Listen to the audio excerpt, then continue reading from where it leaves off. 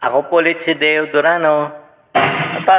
Pakinggan lang po natin itong bangayan nila Amy Marcos at saka Chis Escudero. Regarding po dun sa kinontempt ni Senador Bato na si Lacanilaw, Ambassador Lacanilaw. Kasi nga po, paulit-ulit po kasing nagsisinungaling po kasi sila lahat. Dapat nga po lahat sila i-contempt dun eh. Si Torre, si Marbil, si DOJ Secretary Remulla, Boying, at saka yung Lacanilaw. Kasi puro po na pagsisinungaling na lang po yung sinasabi nila.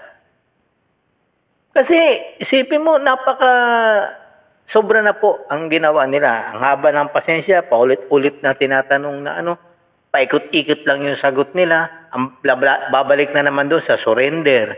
Babalik na naman. Paulit-ulit na tinatanong na wala namang surrender doon sa diffuse letter. Wala namang, nakalagay doon, extradition treaty. Pero bakit niya sinurrender?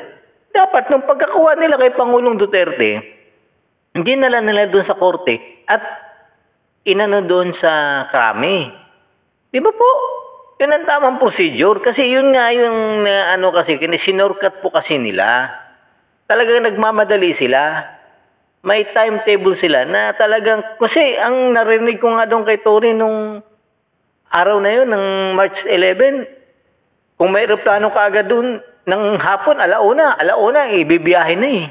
Wala lang sila makitang aeroplano eh. Yun po ang nakakapag, dito mga kababayan.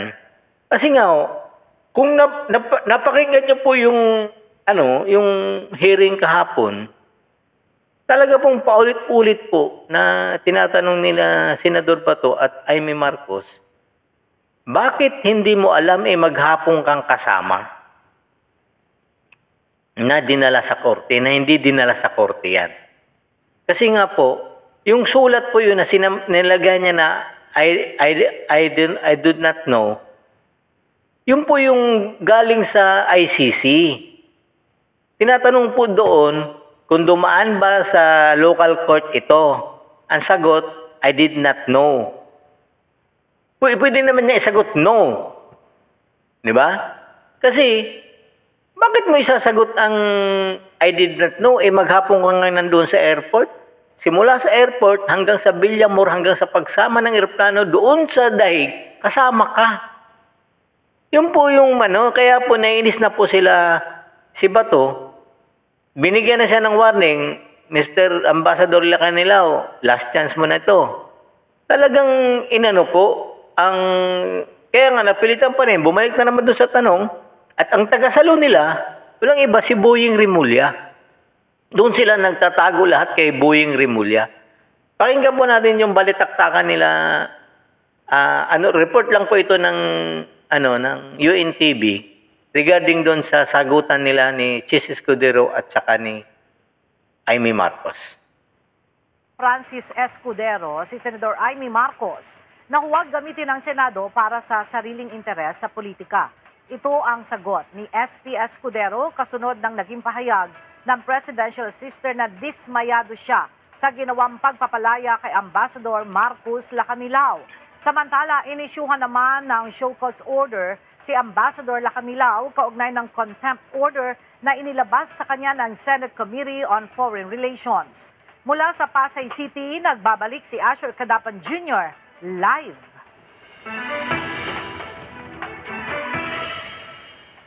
Asher, saan ba nagsimula itong mga sagutan sa pagitan ni Senate President Francis Escudero at Senador Amy Marcos?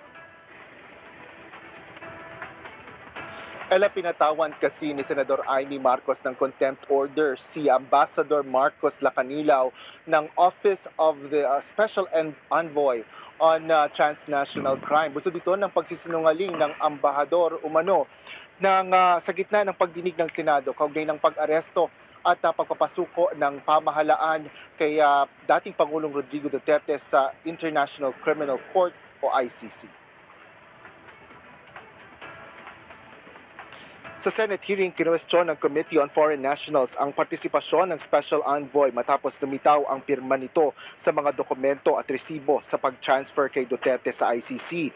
Saad kasi ni Lacanilaw, naroon siya para mag-oversee o siyasatin ng mga pangyayari simula ng arestuhin ng dating Pangulo hanggang dalhin ito sa The Hague at ipaditin sa... Tingnan mo yung mga kababayan, nandun siya talaga maghapon kasi nga siya nga yung inatasan na magbantay at mag-monitor hanggang dun sa The Hague.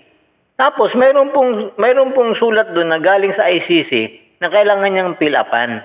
Ang sinagot niya doon na kung dumaan ba ito sa local court, ang sagot niya, I did not know. Paano niyang hindi alam? Maghapon po siyang kasama. Kaya po doon po ito sa ano na yun, na contempt siya.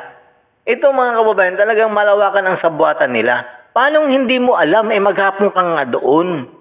Yun ang dinidikdik sa kanya. Bakit hindi mo alam? At bakit hindi mo sinabi na idaan sa korte yan? O di ba?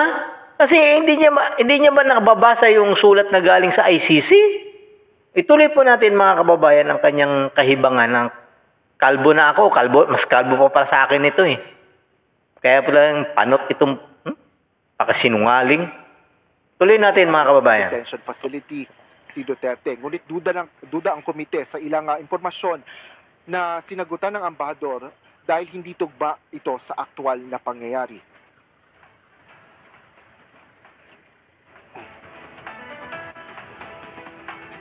Matapos makailang ulit na paalala at babala ay na-cite in contempt si Senador Ronald Bato de la Rosa or na-cite in contempt ni Senador Bato de la Rosa si Lacanilaw na inaprubahan naman ni Senador Marcos. Umapila pa si Justice Secretary Crispin Rebulla sa contempt order ngunit idinitine pa rin ang ambassador sa Senate pagkatapos ng pagdinig ng Senado bandang alas 7 kagabi.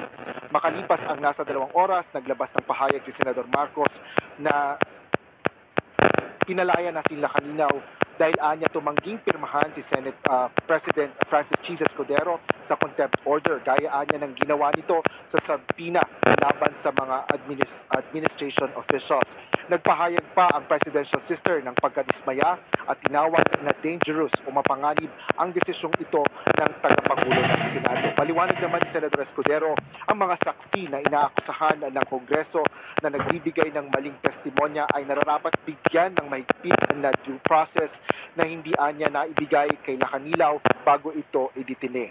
Hindi rin anya papayagan ng Senado o ang opisina ng Senate President na magamit para sa partisan interests, lalo pa ang mga re-electionista sa darating na halalan. Dagdag pa ni Escudero, ang Senado ay institusyon ng rason at patakaran at hindi para gamitin sa propaganda o self-promotion. Bunsod nito, hinimok ni Senador Escudero si Senador Amy Marcos na huwag gamitin ang Senado para sa personal na layuning politikal at sa halip ay gamitin ang sariling pangalan, titulo at impluensya para sa pagkakaisa at hindi sa dibisyon.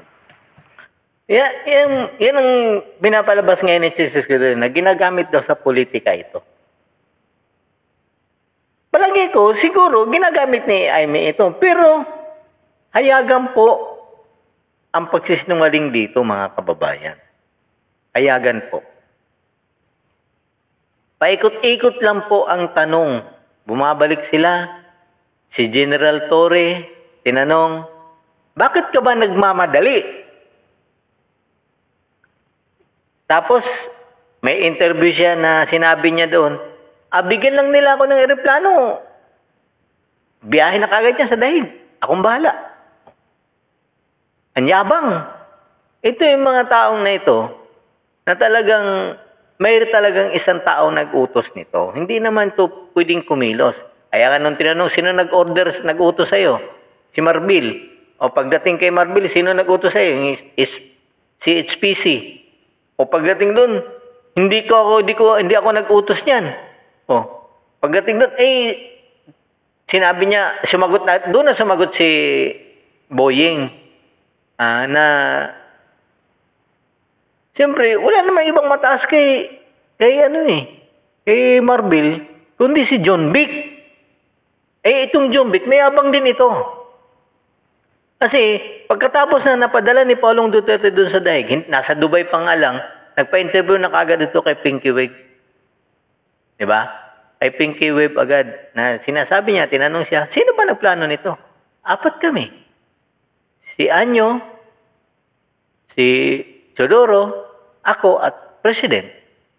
Anyet, pagkatapos nung pagka-hearing ng unang hearing, dinina nitong gago na to. Di ba? Panluluko ito. Ang sinabi niya daw, kaya lang daw nalaman niya mawawalan itong press, dahil sinabi ni Pangulong Duterte doon sa Hong Kong. Hello? Sinabi nga ni Aimee ang mawawalan itong Paris, March 8 pa. Dumating ng 11 ng madaling araw, alas 3, sabi nung HPC. Oh, ano bang araw na nagsabi si Pangulong Duterte?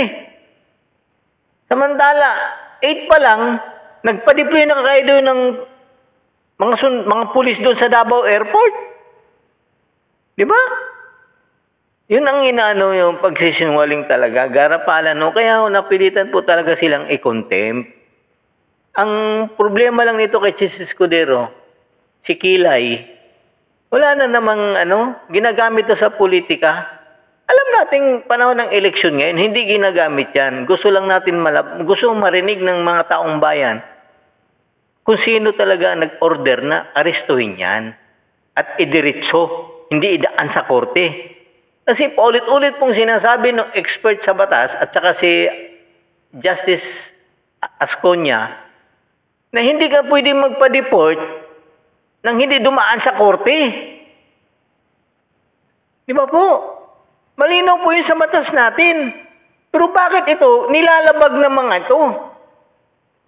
Ang pangit kay Boying Rimulya, siya na yung complainant, siya pa yung judge ang lumalabas ngayon. Parang hinusgahan niya na agad si Pangulong Duterte. Kasi ang akala kasi nila, husgado sila. Hindi sila husgado, executive sila eh. Dalhin po talaga yun sa local court. Sila na yung nagpaano ng warrant of arrest, nag-implement, sila pa yung judge. Yun ang mali ni Boying dito. Anyet, ginagago talaga tayo nito mga to eh. Saan ka makakita? Ang state pwede. Pero individual hindi pwede. Nasa batas daw yan. Pero yung individual na yun, saan ba galing? Di ba sa state ng Pilipinas?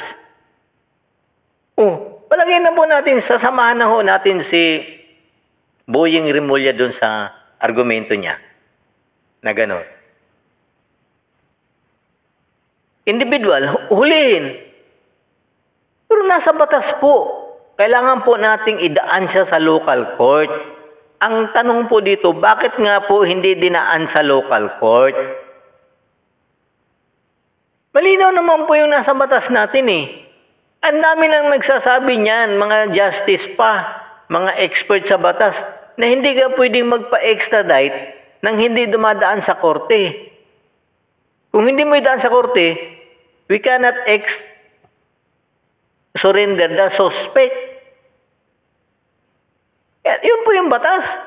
Ano bang gusto ni Boying Rimulya? Ang ICC na ang babaliwalain na lang yung batas natin dito. Yun po yung nakakalungkot mga kababayan. Kasi talaga pong diniretso na po nila. Diniretso na nila sa korte. Doon sa ICC. Hindi dito sa atin. Napakasakit ng isipin pero talagang napakasinungaling nito mga ito. Dapat itong mga to, yung 4 na to, dapat talaga na-contempt ito. Kaya lang siguro, kaya pumunta ito, may kasunduan na. At kita mo naman sabi ni Boying, binubuli daw sila. Sino nang bubuli? Parang ikaw pa ngayon ang bubuli dyan, Boying eh. Kasi pinapalabas mo pa, parang kasalanan pa ni Pangulong Duterte na kaya siya na-extradite dahil hindi na inalis niya ang pagka-membro natin sa ICC. Hindi niya isinama yung 158. Diba? Tama ba yun? Anong klase ka? Anong klase kang DOJ Secretary? Abogado ka. Lahat ng pagsisinungaling, yung puti, ginagawa mong itim. Kaya totoo siguro yung kasabihan talaga, mga kababayan. Sa mga may abogado talagang puti, ginagawang itim. Malusutan lang ang kabulastugan nilang ginagawa. O mga kababayan, hanggang dito na lang po muna ako. Ako po si Deo Durano. Magandang gabi po, magandang umaga, magandang tanghali po sa inyong lahat. Don't forget, vote straight, PDP laban po tayo mga kababayan. Para kay Duterte, kay VP Sara. Marami pong salamat. At God save the Philippines.